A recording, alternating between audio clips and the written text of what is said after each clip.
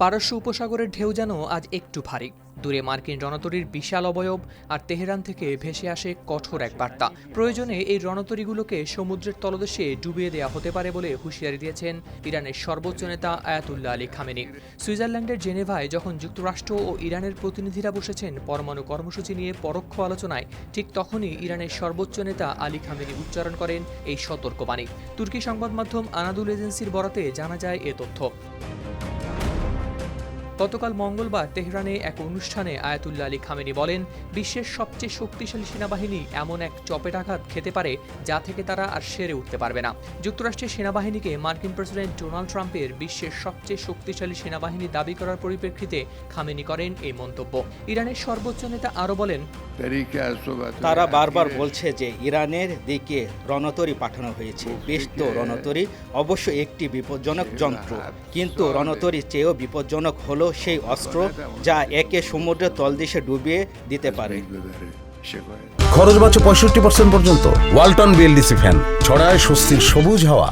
এই মন্তব্য আসে এমন এক সময়ে যখন যুক্তরাষ্ট্র মধ্যপ্রাচ্যে সামরিক উপস্থিতি বাড়িয়েছে। গেল শুক্রবার ট্রাম্প বলেন, ওয়াশিংটন ও তেহরানের মধ্যকার আলোচনা ব্যর্থ হলে বিশ্বের বৃহত্তম বিমানবাহী রণতরী ইউএসএস জেরাল্ড আর ফোর্ড শিগগিরই পাঠানো হবে এই অঞ্চলে। ট্রাম্প আরও বলেন, যদি কোনো রফায় আসতে না পারি তবে আমাদের এটির প্রয়োজন হবে। এটি খুব দ্রুতই রওনা দেবে। অন্যদিকে খামেনি মনে করিয়ে দেন, আলোচনা শুরুর আগেই তার ফল নির্ধারণ করে ফেলা ভুল ও অবিবেচনাপ্রসূত। অর্থাৎ কূটনীতির দরজা বন্ধ হয়নি, কিন্তু থামেনি হুমকির ভাষাও। এদিকে গেল রোববার ইরানের শীর্ষ সামরিক commander major general Abdur Rahim মুসাভিও সতর্ক করে বলেছেন, ইরানের বিরুদ্ধে যে কোনো যুদ্ধ ট্রাম্পের জন্য একটি শিক্ষা হয়ে থাকবে। এই বার্তাগুলো যেন আলোচনার টেবিলে বসা প্রতিনিধিদের মাথার উপর ঝুলে থাকা ছায়া।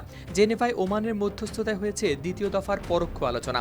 ইরানের পক্ষে নেতৃত্ব দিচ্ছেন পররাষ্ট্রমন্ত্রী আব্বাস আরাকচি এবং মার্কিন বিশেষ দূত স্টিভ উইটকফের নেতৃত্বে যুক্তরাষ্ট্রের প্রতিনিধি দল ওমান দূতাবাসে ওমানের পররাষ্ট্রমন্ত্রী বদর আল বুসাইদির সঙ্গে করেছেন পৃথক বৈঠক। ইরান ও ইসরায়েলের মধ্যে 12 দিনের যুদ্ধের পর দীর্ঘ 8 মাস স্থগিত ছিল আলোচনা। চলতি মাসে মাস্কাটে আবার খুলেছে সেই কূটনীতির পথ। কিন্তু বাস্তবতা হলো, একদিকে সমুদ্রের রণতরী, অন্যদিকে কথার লড়াই। ঢেউয়ের উপর ভাসছে ধাতব শক্তি, আর কূটনৈতিক কক্ষে শব্দের পাল্টাপাল্টি। হাওলাদার শামীম, RTV।